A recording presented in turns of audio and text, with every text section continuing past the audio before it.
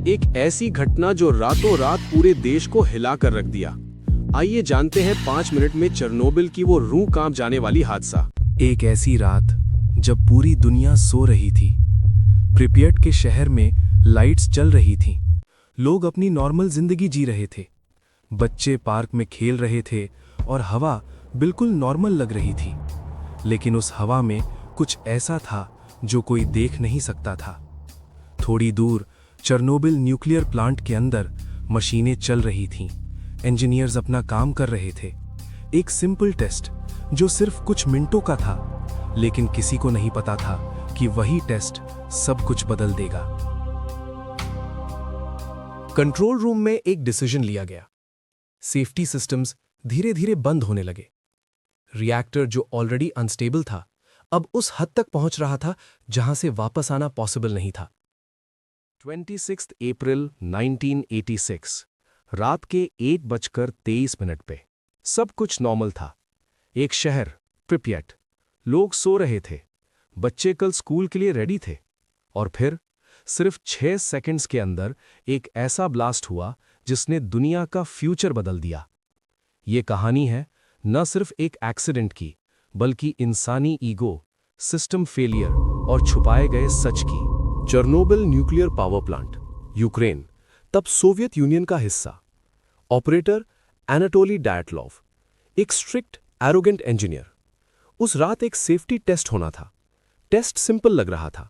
अगर पावर चली जाए तो क्या टरबाइन बैकअप दे सकता है? लेकिन प्रॉब्लम यह थी, रिएक्टर ऑलरेडी अनस्टेबल था। और फिर भी डायटलॉव ने कहा, टेस्ट होगा। ऑपरेटर्स ने नोटिस किया रिएक्टर पावर डेंजरसली लो हो गया।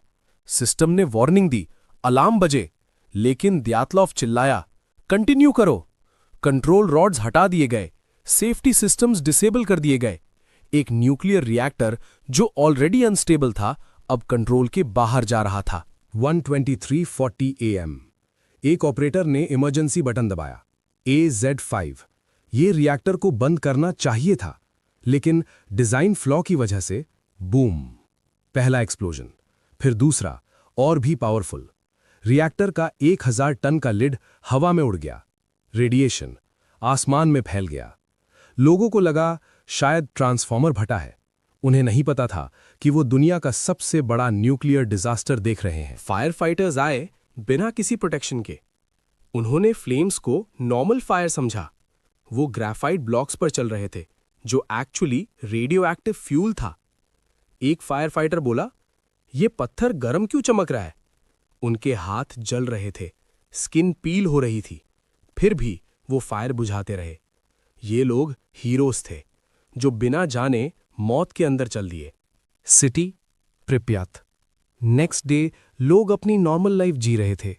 बच्चे पार्क में खेल रहे थे, शादियां हो रही थी।